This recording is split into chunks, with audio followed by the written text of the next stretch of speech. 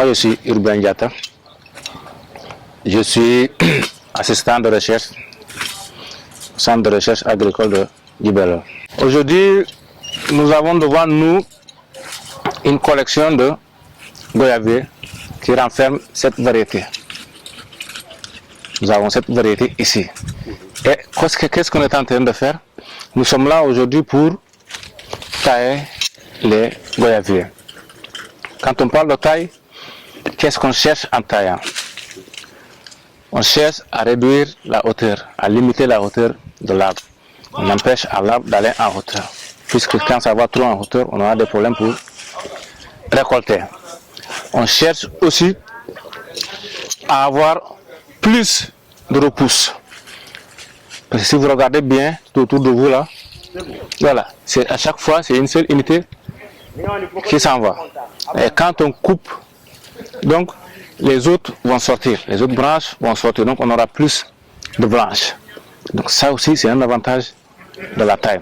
Quand on taille aussi, vous voyez que les tiges sont grosses et les branches aussi sont grosses. Donc si les branches sont grosses et les tiges, ça veut dire quoi? Ça veut dire que ça peut supporter le poids des fruits et des autres branches. Quand on taille aussi, vous voyez aussi que le vent va bien circuler. Le vent circule très bien. On cherche à aérer l'arbre. Et les rayons solaires pourront bien pénétrer. Quand les rayons solaires pénètrent, on aura des fruits de qualité.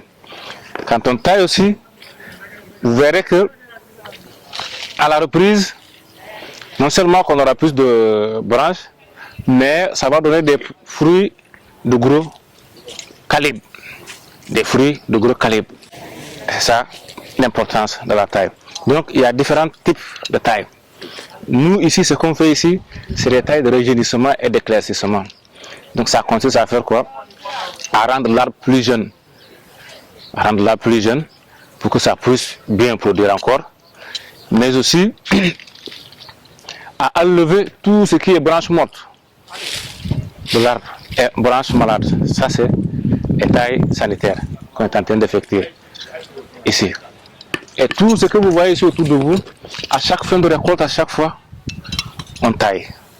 On taille, quel type de taille? En faisant des tailles de fructification. Donc on enlève tout ce qui est pédoncule. Tout ce qui avait les inflorescences passées, c'est tout ce qu'on enlève. Ici, nous avons une collection de cette variété. Mais en principe, ce qu'on exploite le plus, c'est les deux variétés. Une variété à chair orange et les variétés à chair rouge. Et nous sommes dans le travail de caractérisation pour pouvoir bien identifier ces variétés-là.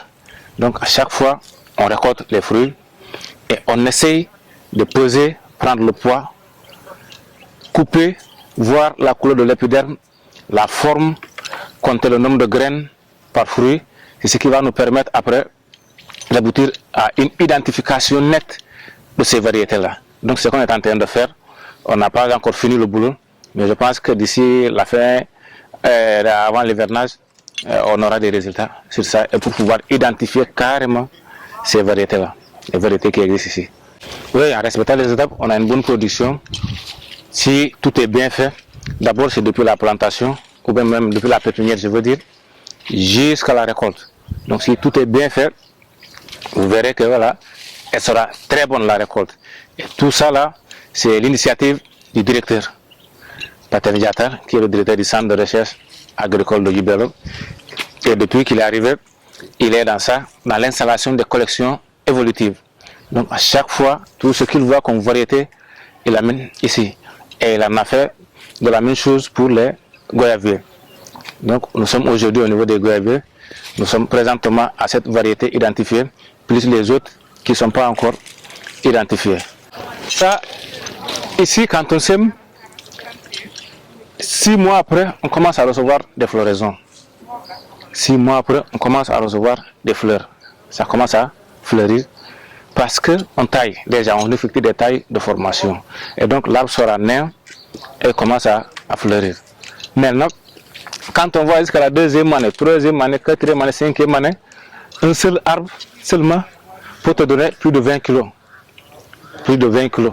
Surtout quand on respecte les pratiques, les pratiques arboricoles, c'est-à-dire les tailles, tout ça là. L'entretien, surtout l'entretien. Bon, c'est juste lui dire un grand merci pour la formation qu'il nous a offert. C'est lui qui nous a formés. Tout ça, là, le directeur. Donc tout ça là, ce qu'on a eu, on l'a appris de lui. Ça, je lui donne un grand merci et je lui demande de continuer dans ce sens. Tout ce qu'on a ici comme variété, c'est grâce à lui. Il y a des variétés même que nous on ne connaissait pas.